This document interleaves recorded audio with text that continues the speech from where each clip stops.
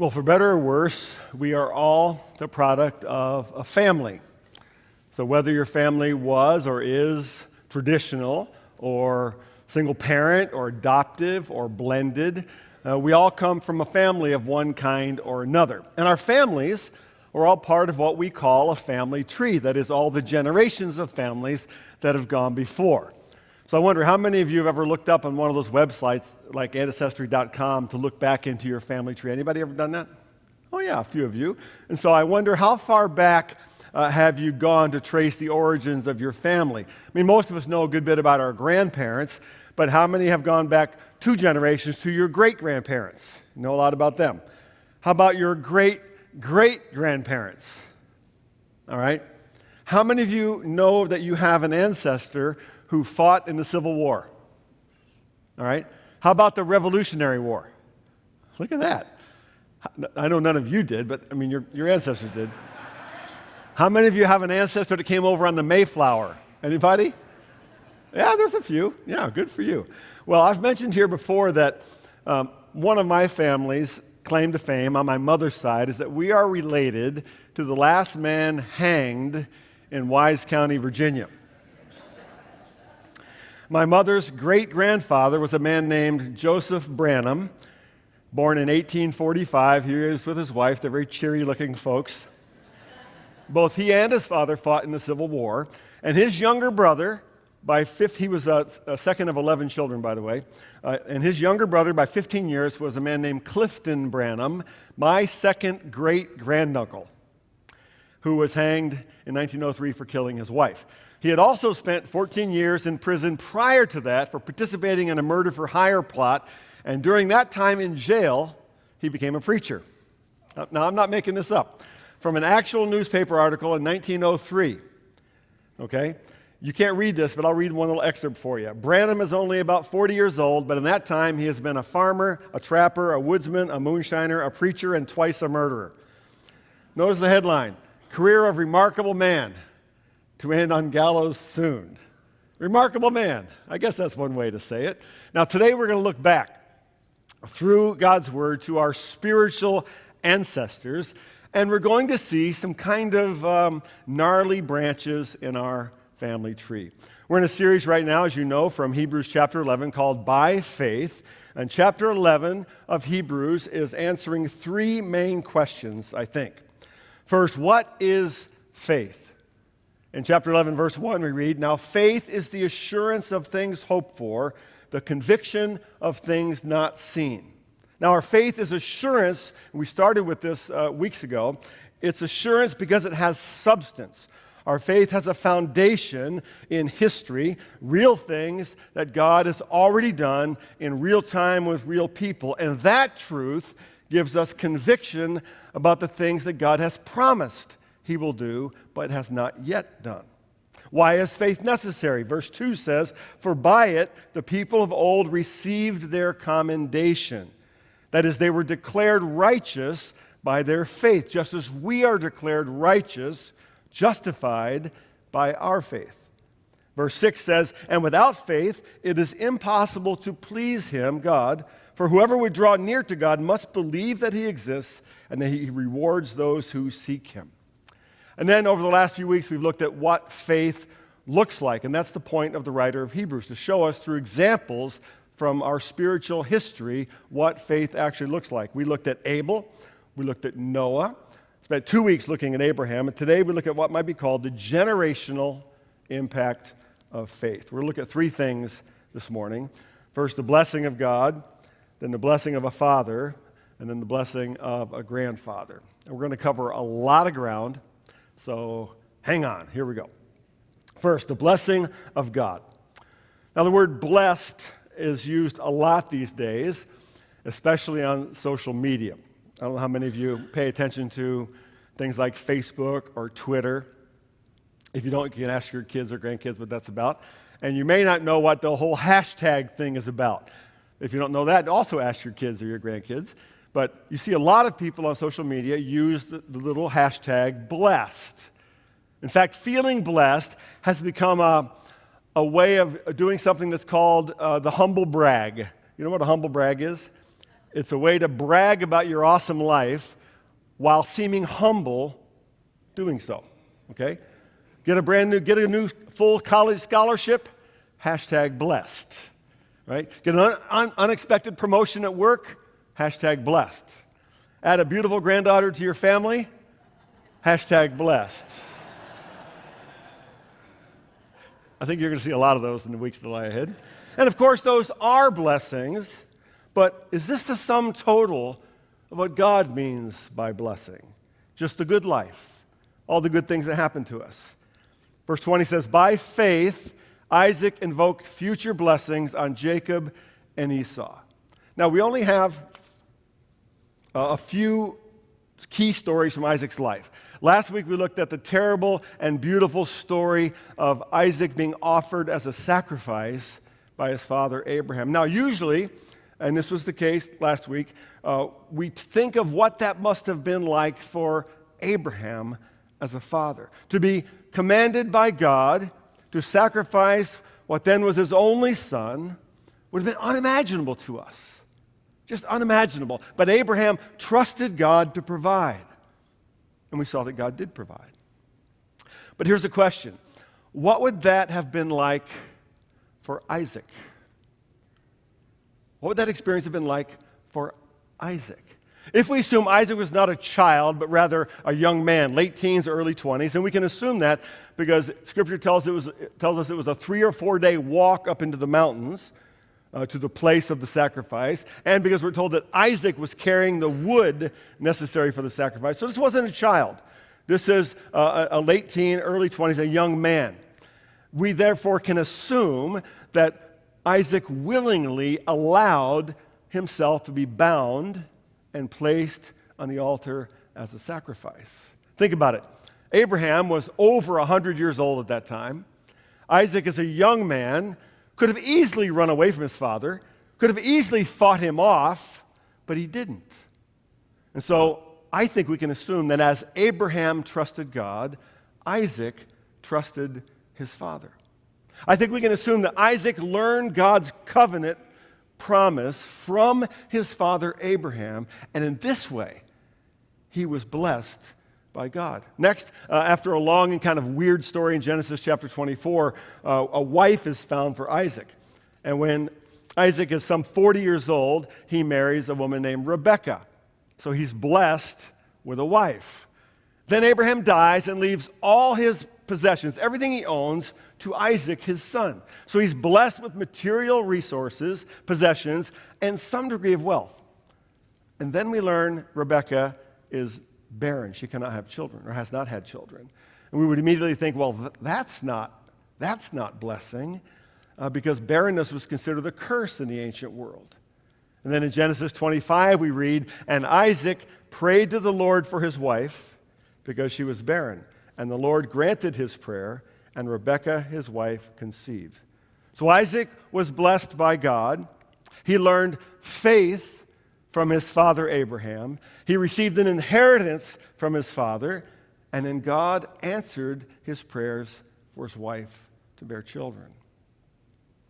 We read then in Genesis 26, now there was a famine in the land, besides the former famine that was in the days of Abraham, and Isaac went to Gerar to Abimelech, king of the Philistines. And the Lord appeared to him and said, do not go down to Egypt, dwell in the land of which I shall tell you. Sojourn in this land, and I will be with you and will bless you. I put that in red for you to see it. I will be with you and will bless you, for to you and to your offspring I will give all these lands, and I will establish the oath that I swore to Abraham your father. I will multiply your offspring as the stars of heaven, and will give your offspring all these lands. And in your offspring all the nations of the earth shall be blessed, because Abraham obeyed my voice and kept my charge, my commandments, my statutes, and my laws. Does that sound familiar? Should sound familiar. God's blessing wasn't just the good things that happened in Isaac's life. Rather, God's blessing was a promise, was the covenant that he had given to Abraham to multiply his line, to multiply his children, and give them a land, and that through them all the world would be blessed. And this we see now as the promise of the gospel. So Isaac, like his father Abraham, was blessed by God. And we, you, if you've put your faith in the promise of God through Christ, you are also blessed by God. For this is what blessing means to God. So that's the first thing. Second thing we see here is the blessing of a father. The blessing of a father. Several times over the years, and some of you guys may remember this, but several times over the years, I have asked groups of men to complete a small exercise, a thought exercise. I've asked them to describe their own fathers using just 3 words. So choose 3 words to describe your father. And when I've done that, many men say things like faithful, hardworking, loving, wise, fun. And most of you know I would use those kinds of words to describe my own father. He left a rich legacy of faith and faithfulness. My brother and I celebrated him along with our families just a month ago or so at his memorial service. But my dad also left me other things as well. He left me good hand-eye coordination, love for sports, competitive nature, and propensity for kidney stones, but we won't talk about that now. But other men over the years have responded with very different words. Words like absent, angry, drunk, or jerk. And here's the truth. Every man's life leaves a legacy of one kind or another. Every man's life has an impact of one kind or another. And this is true for all parents, fathers and mothers. Verse 20, by faith Isaac invoked future blessings on Jacob and Esau. Now, in the ancient patriarchal culture of Israel, not yet a nation, but of that time, the role of the father was to bless his sons, and in particular to bless the oldest son. That is, to establish him as the future head of the family and remind him of the promises of God. But before we get to Isaac's blessing, we need to go back in the story just a little bit. We're going to cover a ton of ground here, so stay with me. Back in Genesis 25, we read, and Isaac prayed to the Lord for his wife, because she was barren, and the Lord granted his prayer, and Rebekah, his wife, conceived. Then verse 22, the children struggled together within her, and she said, if it is thus, why is this happening to me? So she went to inquire of the Lord. And the Lord said to her, 2 nations are in your womb, 2 peoples from within you shall be divided.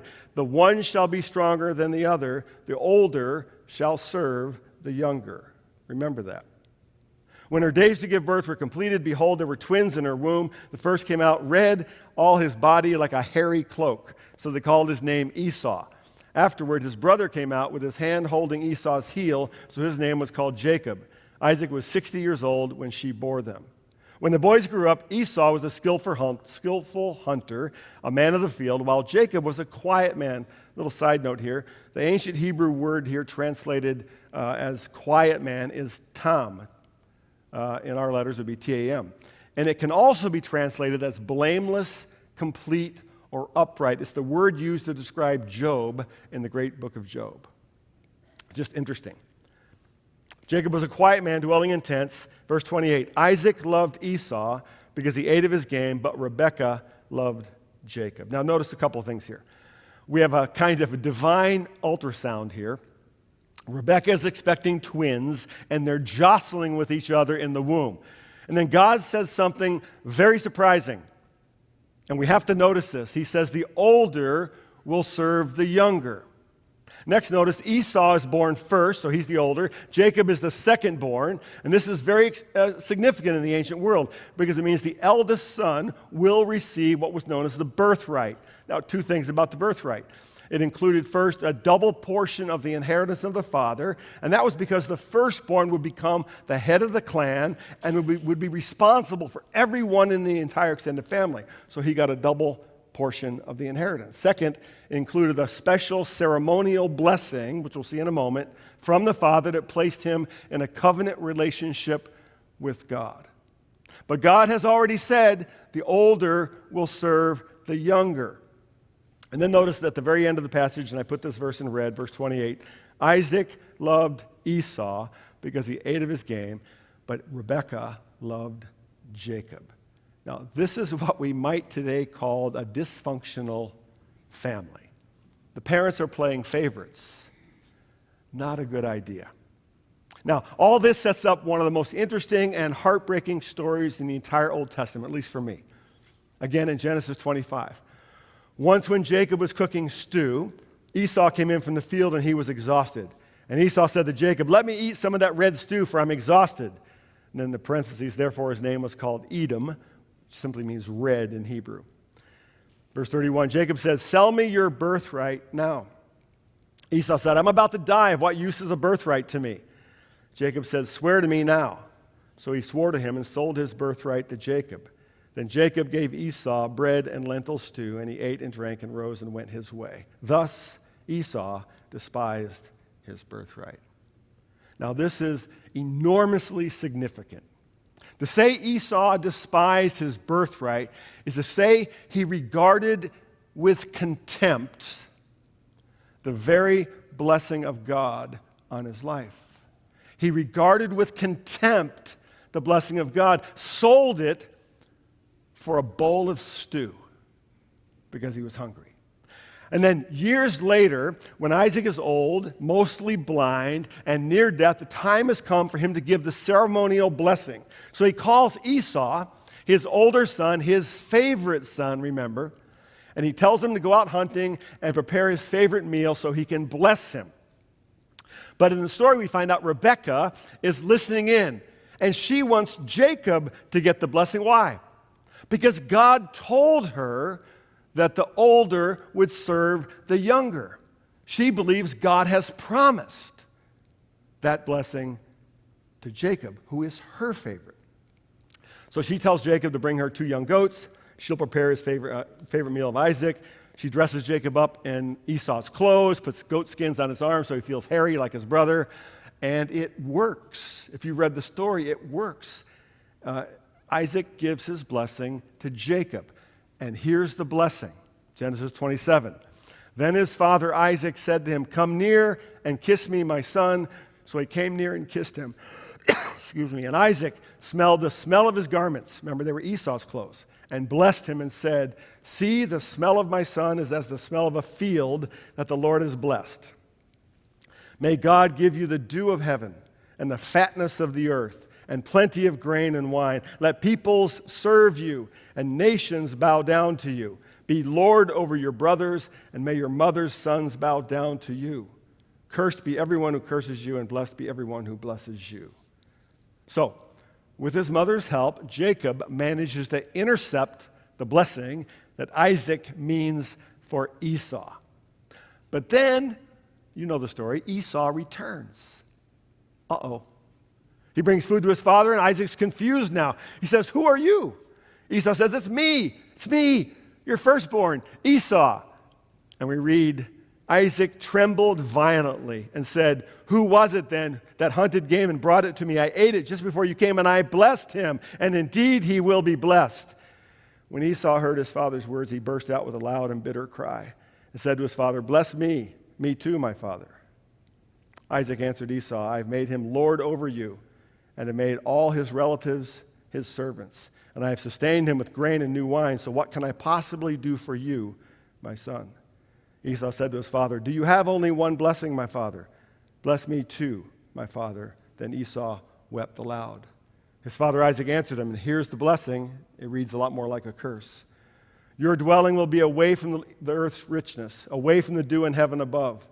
You will live by the sword, and you will serve your brother. But when you grow restless, you will throw his yoke off from your neck." Esau held a grudge against Jacob because of the blessing his father had given him. He said to himself, "The days of mourning for my father are near. Then I will kill my brother Jacob." Okay, so at first glance, this is not a very pretty story.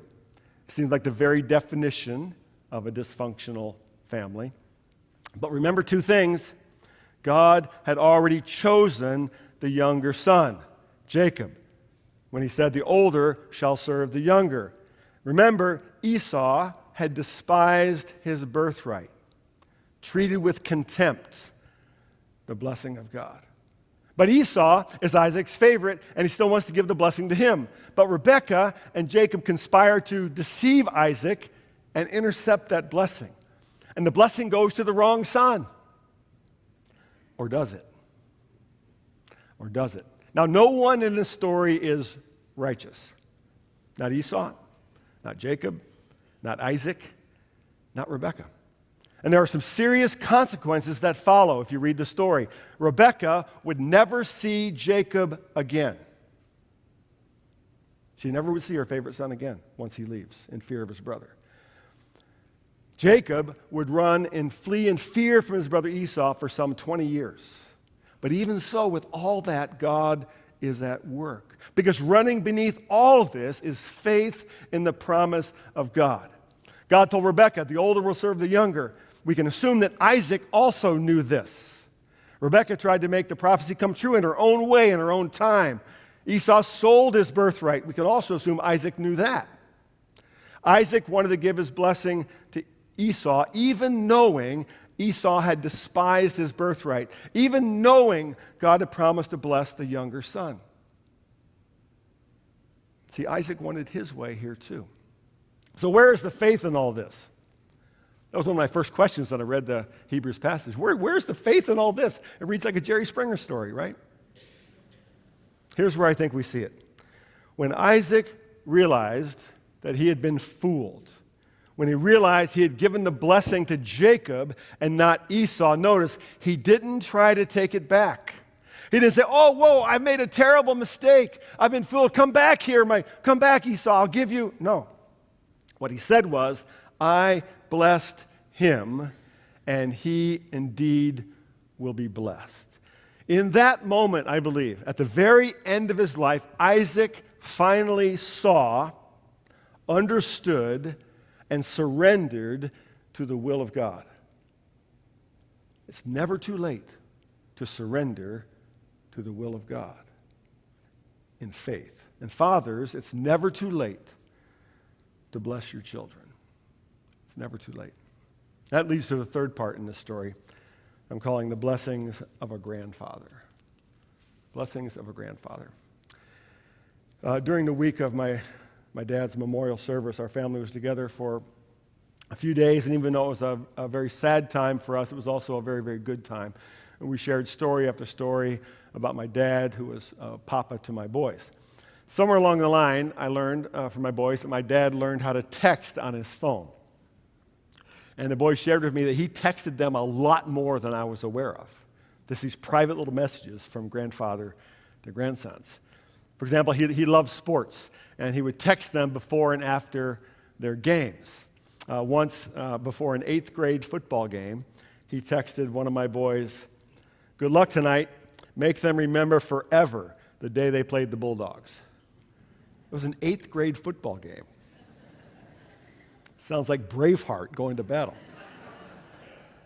Or before a college basketball game when our son was playing against my dad's alma mater, he texted, "I know you're playing my old school tonight, but show no mercy," in capital letters. He was extremely competitive, extremely proud, and it was one of his ways of blessing his grandsons. Back to our text, verse 20. By faith, Isaac invoked future blessings on Jacob and Esau. By faith, Jacob, when dying, blessed each of the sons of Joseph, bowing in worship over the head of his staff. The stories of Isaac and Jacob cover some 28 chapters in Genesis.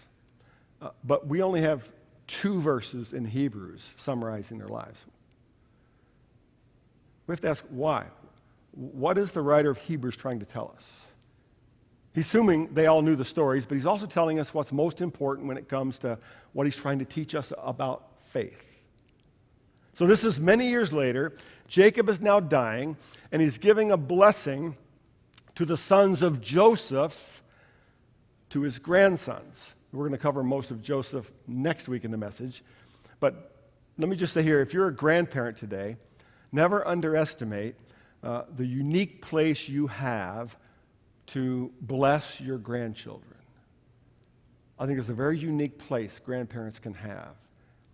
Don't pass it up. Now notice two small details here.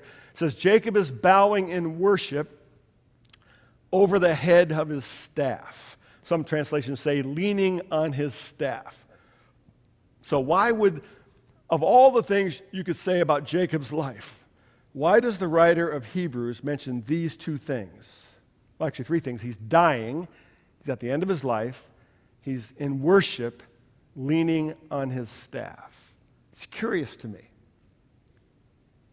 Well, he's an old man, so he's using a kind of cane to get around. We can understand that, like a walking stick. But we also know something else. We know that Jacob, for many years, has walked with a limp. You remember the story, way back in Genesis chapter 32. Jacob is preparing to meet Esau after years of running in fear because Esau has vowed to kill him, right? And one of the most mysterious and powerful stories of the Old Testament, a stranger leaps on Jacob in the night and wrestles with him. It's kind of a life and death cage match, hand-to-hand combat. The stranger, of course, turns out to be God. They wrestle all night and toward the morning with neither clearly winning the match. The stranger then simply, as dawn is coming, reaches out and touches Jacob's hip and dislocates it. And even though wounded, Jacob refuses to let go. He seems to recognize his mysterious adversary, and he says, I will not let you go until you bless me. And then God changes his name from Jacob to Israel. One writer calls this the magnificent surrender.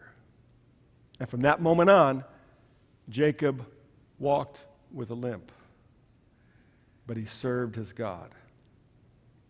I wonder if you've ever wrestled with God in your journey of faith. God is fiercely personal. God pursues us by his Spirit with great passion. And he wants to wrestle with us. He invites us to wrestle with him. And know this, if you wrestle with God, when you wrestle with God, he's going to win. You can avoid him, you can keep running, but once you come face to face, once you encounter him, once you wrestle with him, he will win and you will be blessed. The best thing that ever happened to Jacob was being defeated by God. Now, this is a much different version of Jacob than the young man who manipulated his brother into giving him his birthright. This is a much different version of the man who got what he wanted by using his own smarts and his own effort. This is a man who now has wrestled with God. This is a man who's been defeated by God. This is a man who now knows God, leans on God, and worships God. This now is a man who is able to bless his grandsons. In Genesis 48, Joseph brings his sons Manasseh and Ephraim to Jacob. And it's interesting, if you read the story, it's a curious little story. He puts Manasseh, the older son, in front of his dying father's right hand. And he puts Ephraim, the younger son, in front of his dying father's left hand because he wants him to bless them that way. The right hand, the older one, because it's a greater blessing. The left hand on the younger one because it's a lesser blessing. And this is what Jacob does in the story. He switches his hands. And he puts his right hand on the younger son and his left hand on the older. And Joseph is irritated. He tries to get him to switch them back. And Jacob says, no, this is the way it's going to be. Because he knows that God has chosen the younger son to be the stronger of the two. So what do we do with all this? How do we make sense of this whole long, rambling saga we have? Let me just mention three takeaways, I think.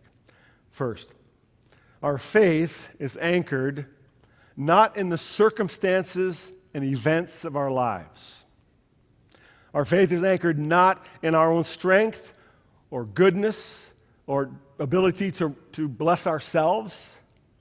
It's anchored in the covenant promise of God, given to Abraham, passed on to Isaac, passed on to Jacob, passed on to Joseph, and then to Joseph's sons, and on and on and on. Ultimately fulfilled in the coming of Christ, yet to be fulfilled when he comes again.